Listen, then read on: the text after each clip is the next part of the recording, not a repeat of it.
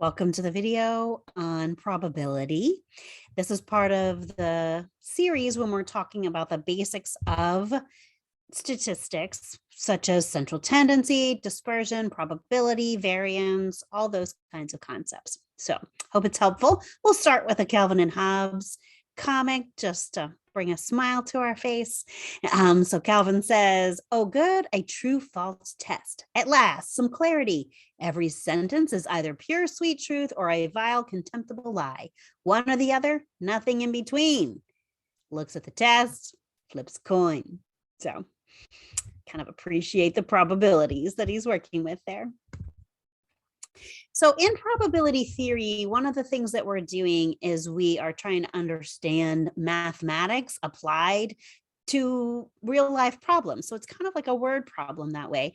So probability theory is credited to a man named Cardano. I just love the history of this.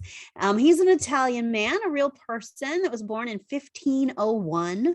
He's credited with being the first person to apply mathematics to games of chance. He was a gambler, and he was actually known for being someone who was always short on money because he was gambling all the time. So kind of interesting character. He also advanced algebra by contributing ideas and making algebra, larger, particularly the quadratic equation. And then he was also credited as the first European in history to use negative numbers. So he's quite the polymath, as they say. Interestingly, in his life, he was an illegitimate child whose mother attempted to end the pregnancy, and then he was born very early because of that and almost died, but survived. His siblings, however, died of the plague, even though his mother and the children all left their town to go to another one. So very interesting, sad life in many ways, difficult life, but really contributed a lot to the world. So what is probability? It is a likelihood that a given event will occur relative to all other events that could occur. Right. So many things could happen right now as I'm sitting here giving this lecture. What is the chance that somebody comes in here and robs my house while I am giving this lecture? We could calculate that. We could figure out what the base rate robberies are in our country, in the world. We can kind of like make decisions on that in my city, in my neighborhood, and decide, okay, this is the probability that you in any given night could be robbed. So this can be applied to all kinds of things, including your dissertation or your research study that you want to run. And we do that by essentially creating an experiment where we're trying to see, did the experiment outcome happen by chance, right? So we try to figure out what chance is, like what's chance that I'm going to be robbed tonight, right?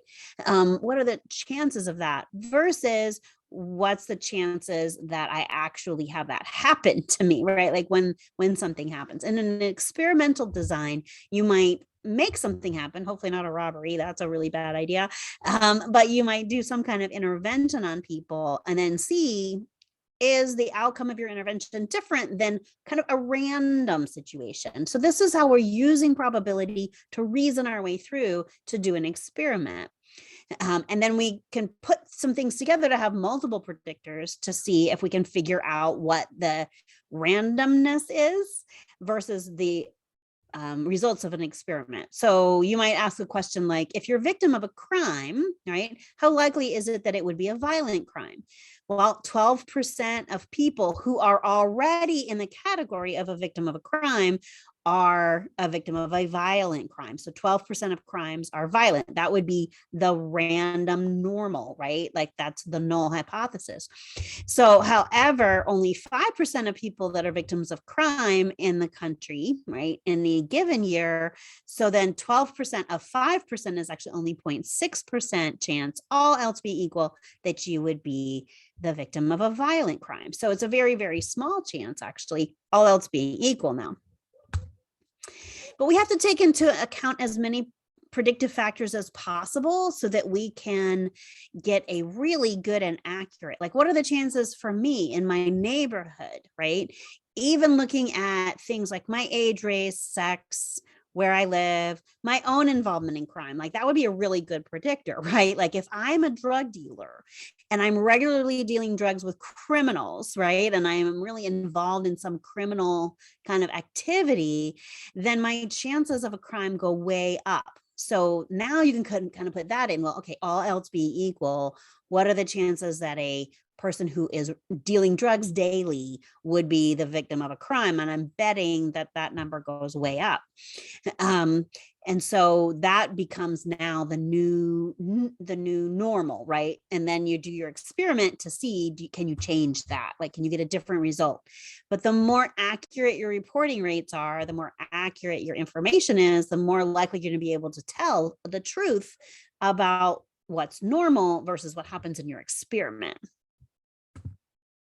Probability then has these conjunctions, and the conjunctions sometimes catch people up in their reasoning.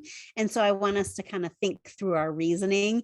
So a conjunction is the probability of two things happening, right? So that's like the being victim of a crime and the victim of a violent crime we talked about earlier, or the probability that I'm a drug dealer and I'm a victim of a crime. And you kind of put these things together, and all of a sudden your probabilities are going to go down, right? Because being in a car accident has a certain probability level. Being killed in a car accident has a certain probability level. And you actually have to put the two things together. So this is where people sometimes get confused. And you might have had some kind of thing like this for statistical reasoning in an undergrad class.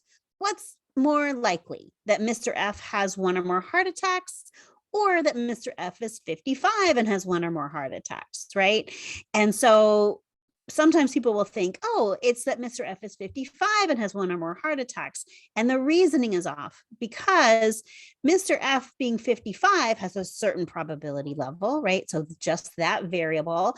And then Mr. F having a heart attack, one or more heart attacks, has a certain probability level.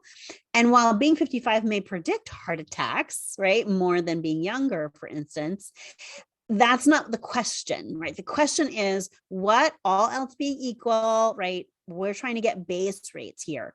Putting conjunction together is like the overlap of those two circles at the bottom, right? When you're thinking about variance, the chances of a heart attack, so that you see my funny picture there of a heart attacking a guy, and the chances of being 55, and you have to put those together and you get conjunction.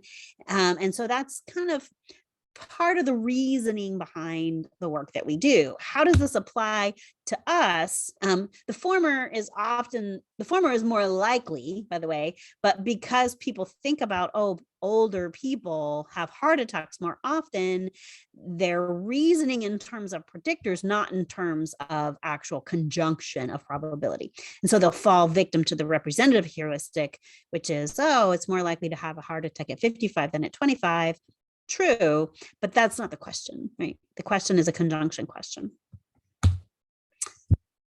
Finally, remember, everything we do in statistics is based on probability theory.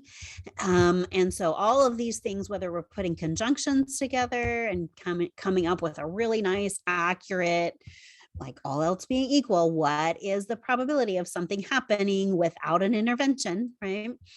And getting a good, accurate number there. It's all built on bell curves, right? Because bell curves are this really fun, naturally occurring event in the world.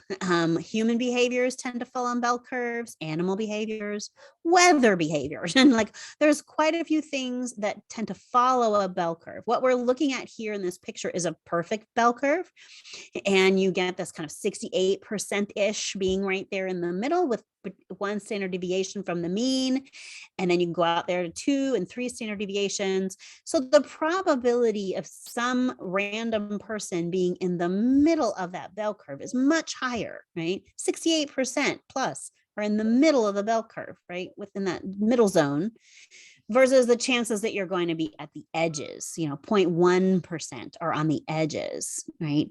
And so because this is true, because this bell curve is true, we can do all of statistics, right? We can do all kinds of funny little things with statistics, and do all kinds of calculations. And we're now into numbers land. So the numbers people get a hold of it and do all kinds of fancy things to be able to interpret the data. So always remember that this is the basic reasoning behind everything we do is probability theory, which assumes a normal curve.